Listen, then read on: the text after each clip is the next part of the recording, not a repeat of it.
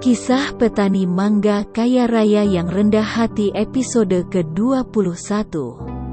Setelah menikmati hidangan spesial yang disajikan oleh Bi Endah, para tamu kemudian kembali ke ruang utama untuk melanjutkan obrolannya. Begitupun para asisten rumah tangga Suji yang kembali melanjutkan aktivitas pekerjaannya. Sementara itu Tiara mengajak Suji untuk melihat-lihat taman yang ada di sekitar rumah Suji. Sebuah taman yang cukup luas, melingkar dari bagian depan hingga belakang rumah. Taman yang menjadi tempat bertemunya berbagai macam flora cantik berbagai jenis, yang memadukan beragam warna, dan menghadirkan keindahan yang mampu menyegarkan suasana. Ketika memasuki taman itu, Tiara sesaat memejamkan matanya dan menarik nafas dalam-dalam. Seolah tak ingin melewatkan untuk menikmati kelembutan udara sekitar. Dirinya mencoba menikmati setiap kelembutan yang dihadirkan dalam tarikan nafasnya. Suji hanya tersenyum menyaksikan apa yang sedang dilakukan wanita yang baru saja dilamarnya tersebut. Dalam hatinya, Suji sangat bersyukur menyaksikan pemandangan yang sangat indah selama hidupnya. Seorang wanita cantik dengan balutan jilbab anggunnya, kini semakin menyempurnakan keindahan taman di rumahnya. Mata Suji pun seakan enggan berkedip saat menatap wajah rupawan Tiara. Menerawang jauh apa saja yang akan dia lakukan bersamanya saat mereka resmi menikah nanti. Tiara pun akhirnya tersadar bahwa mata lelaki yang baru melamar dirinya itu terus menatapnya. Sebuah tatapan yang penuh dengan rasa cinta dan kasih sayang. "Mas, udah dong natapnya, aku jadi malu nih," ucap Tiara membuyarkan pandangan Suji kepadanya. "Cie mulai panggil Mas." Suji pun kemudian menjawab, "Kenapa mesti malu? Aku lagi menikmati pemandangan yang sangat bagus nih," ucapnya. "Enggak nyangka Mas ya kita bisa seperti ini.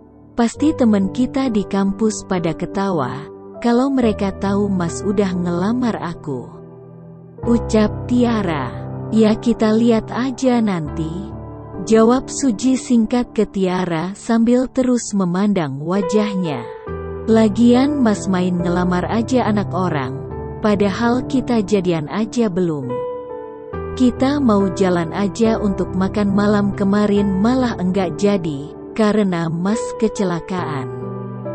Terus kemarin mau kasih kejutan, kirain kejutan apaan? Ternyata kejutannya lamaran," tambah Tiara. "Tapi kamu suka kan dengan kejutannya?" ledek Suji ke Tiara. "Ah Mas bisa aja," jawab singkat Tiara sambil mencubit lengan Suji karena gemes. "Tapi nanti kalau temen aku ada yang nanya soal cincin ini, baiknya aku jawab atau enggak ya?" tanya Tiara ke Suji sambil memperlihatkan cincin yang dipakainya.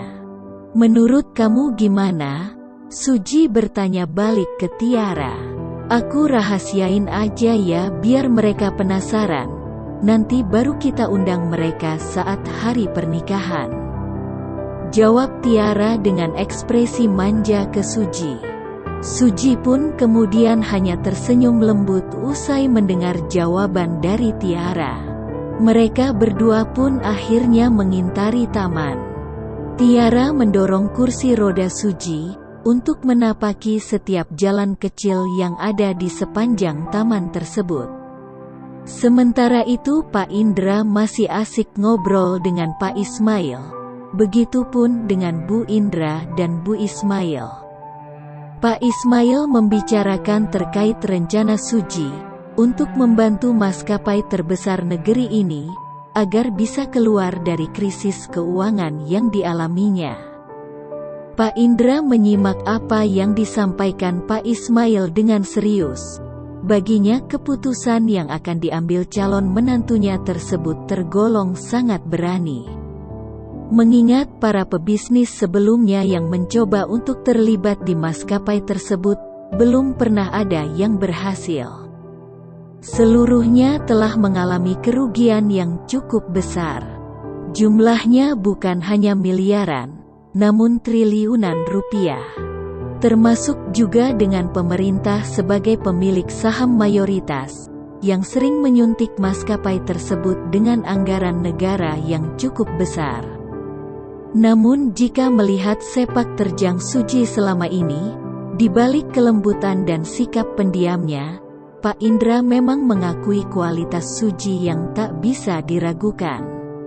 Selain sosok visioner yang memiliki pandangan jauh ke depan melampaui anak-anak seusianya, Suji juga merupakan pemuda yang tekun, rendah hati dan cerdas.